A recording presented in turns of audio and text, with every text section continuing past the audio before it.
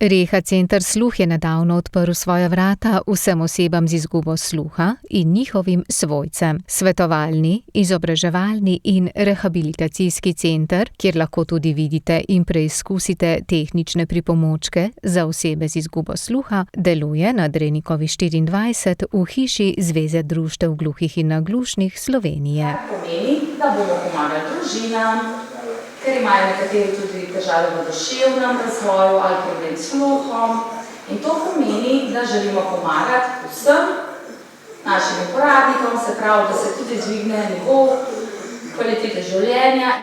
Reha center Sluh nudi svetovanje gluhim, naglušnim, gluhoslepim, osebam s polževim vsadkom, s poklicno izgubo sluha in tinitusom. Prav tako vsem, ki imajo poleg izgube sluha pridružene težave, in svojcem ter strokovnim delavcem. Njihovi svetovalci in strokovnjaki se sporazumevajo v znakovnem jeziku ali s pomočjo tolmača.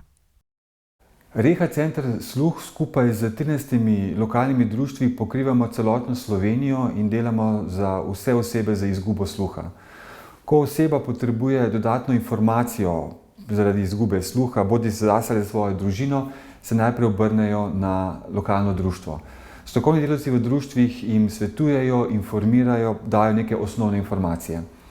Ko pa oseba potrebuje bolj poglobljeno svetovanje, bodi si socialnega delavca, psihologa, psihoterapeuta, specialnega pedagoga, zdravnika ali celo pravnika, imamo pa ta kader v Reha centru Sluh. Predvsem si bo Reha center Sluh prizadeval, da bi ljudem ponudili pomoč, ki jo potrebujejo, in zmanjšali tragične zgodbe pri soočanju z izgubo sluha.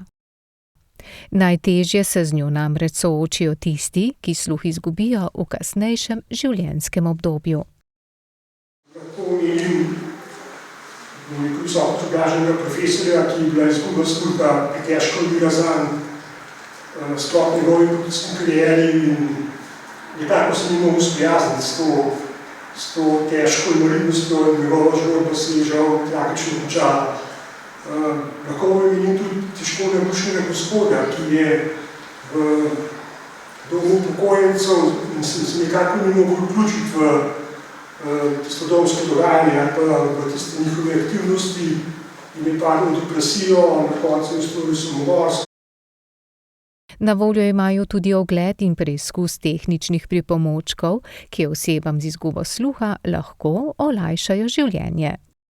Osebe z izgubo sluha lahko obiščejo ta center, preverijo, kateri so te pripomočki, ki so na voljo s strani države, dobijo tudi informacije, kako uveljavljajo te pripomočke in navsezadnje tudi lahko preverijo, kako delujejo in tudi si sposodijo, predno grejo v nakup. Na področju dostopnosti si bodo prizadevali za sprotno podnaslavljanje televizijskih programov na sodiščih in drugih dogodkih v realnem času, saj le tako lahko vsebine spremljajo tudi naglušni. Trenutno podnaslavljanje izvajamo z zunanjimi sodelavci z uporabo hitre tipkovnice. Se pa trudimo, da bi z uporabo naprednih tehnologij v sodelovanju s Fakulteto za računalništvo in informatiko pripravili sistemske pretvorbe govora v tekst. V prihodnje si želijo razširiti področja delovanja Reha centra Sluh. Posebno pozornost bodo namenili osebam z motnjami v duševnem zdravju in razvoju, izvedbi osebne asistence, programu dnevnega središča, pomoči na domu in VDC-ju, kjer bi izvajali delovno aktivacijo oseb z izgubo sluha in motnjami v mentalnem zdravju. Na Ministrstvu za delo, družino in socialne zadeve se zavedamo, da je delo Zveze društev gluhih in naglušnih Slovenije izrednega pomena za Slovenijo, njene uporabnike, svojce in ostale strokovne delavce.